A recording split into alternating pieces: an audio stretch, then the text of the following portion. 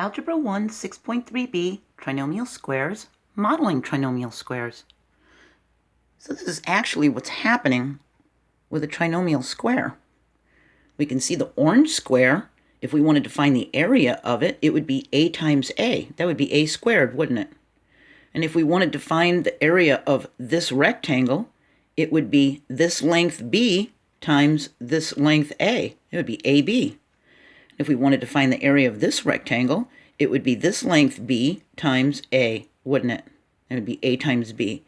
And this is a little length b, and this is a little length b, so it would be b squared, wouldn't it? So that's a trinomial square. It's a model of a plus b squared, see? Do a plus b times a plus b. If we FOIL it, we get a squared plus ab plus ab plus b squared. See? And these are multiplied to each other. See? And we can add them when we simplify it. And we get a squared plus 2ab plus b squared. And it also works if there's a negative sign in between them. It doesn't have to be positive. It could have a negative sign. We FOIL it, and we end up with a squared minus 2ab plus b squared. See? Now we can find the area of a plus b squared, this square.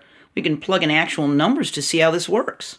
What if a was a 9 and b was a 3? We can actually do this with real numbers. If a is 9, then this is 9 times 9, isn't it? It's 9 squared. And if b is a 3, then this is 3 times 9, isn't it?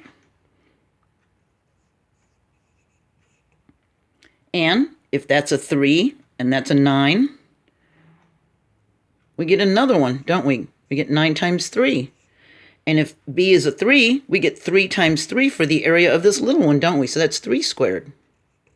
See? So we get 9 squared plus 3 times 9 plus 9 times 3 plus 3 squared. See? When we FOIL it, we can actually see how this happened. 9 times 9, 9 times 3, 3 times 9, 3 times 3. We can add them all up together, and we can see it's 9 squared plus 9 times 3 plus 3 times 9 plus 3 squared. That's 81. 27 and 27 is 54. 3 times 3 is 9. We add 81, 54, and 9, and we get 144. And you know what? If we had followed the order of operations, and we had done inside the parentheses first, 9 plus 3 is 12, we would have gotten 12 squared. 12 times 12 is 144. See? So either way, we get the 144 square units. So if it was inches, it would be 144 square inches. If it was centimeters, it would be 144 square centimeters, wouldn't it? But if we don't know the values for a and b, we just use a and b to represent those values, or x and y. Then we can factor the trinomial squares. So don't let the variables scare you. I know you're going to see a lot of a's and b's and x and y's, and don't let it scare you. They're just trying to help us because we don't know what their value is. They're taking the place of the unknown value, aren't they? No big deal.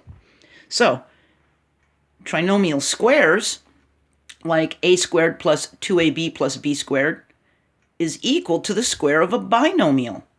Even if there is a minus sign here, a squared minus 2ab plus b squared.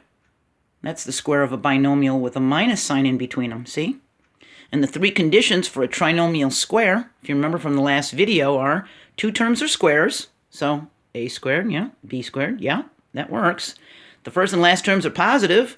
That's positive, that's positive, that's positive, that's positive, so yep.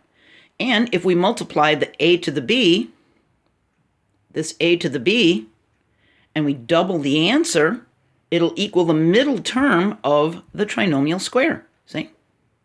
And we know it's a trinomial square if it's the square of a binomial, okay? So, if we can make it like this after factoring and simplifying, we know that it's a trinomial square, okay? So, the next video is 6.3c. We're going to actually be factoring trinomial squares. And if you want to recognize trinomial squares, that was the previous video, or get a review of the FOIL method, there'll be links in this description for that, okay? So, I'll see you next video, and we'll factor some trinomial squares, all right? Just doing this, all right? I'll see you there. Bye.